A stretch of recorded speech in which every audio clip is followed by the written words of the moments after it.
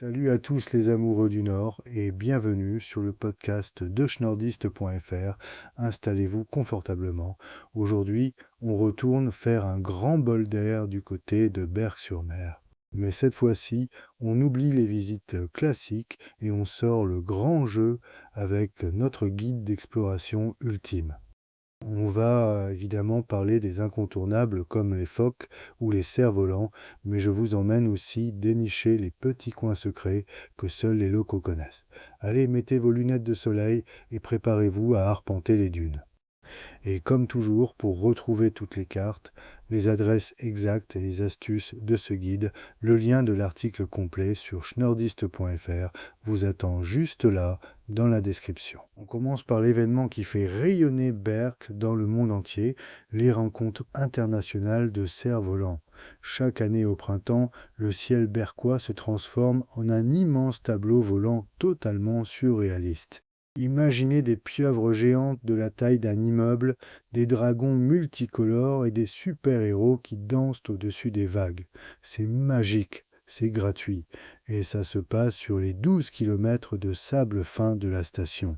Même hors période de festival, la plage reste le terrain de jeu favori des chars à voile et des promeneurs qui viennent chercher cette sensation d'espace infini et de liberté. Mais la véritable attraction à l'année, celle qui fait fondre petit et grand, ce sont les stars incontestées de la baie d'Authie, les phoques.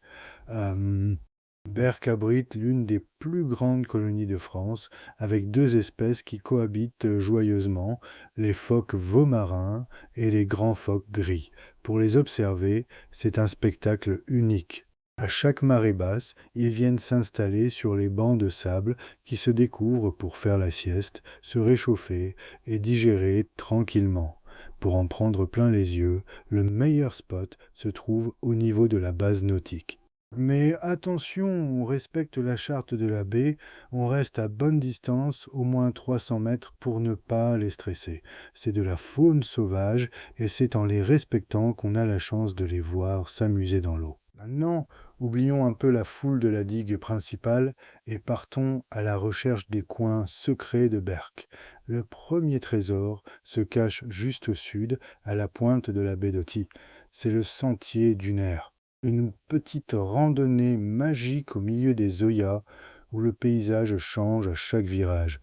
Vous vous retrouvez au cœur d'un espace naturel préservé avec une lumière incroyable, parfait pour déconnecter du quotidien. Un autre secret bien gardé, c'est le charme nostalgique du quartier des anciennes villas balnéaires. Si vous vous enfoncez dans les rues en retrait de l'esplanade, vous découvrirez de superbes façades du XIXe siècle, témoignage de l'époque où les Parisiens venaient faire des cures d'iode.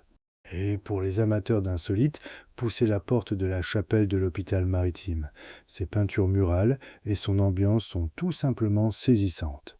Enfin, pour terminer la journée en beauté, fuyez le centre et allez admirer le coucher de soleil depuis les dunes de la plage nord. Le ciel s'embrase de rose et d'orange, le phare de Berck s'allume au loin et vous avez la plage presque pour vous tout seul. Voilà, vous avez maintenant toutes les cartes en main pour réussir votre prochaine escapade à Berck-sur-Mer, entre nature sauvage, grands spectacles et petits chemins cachés.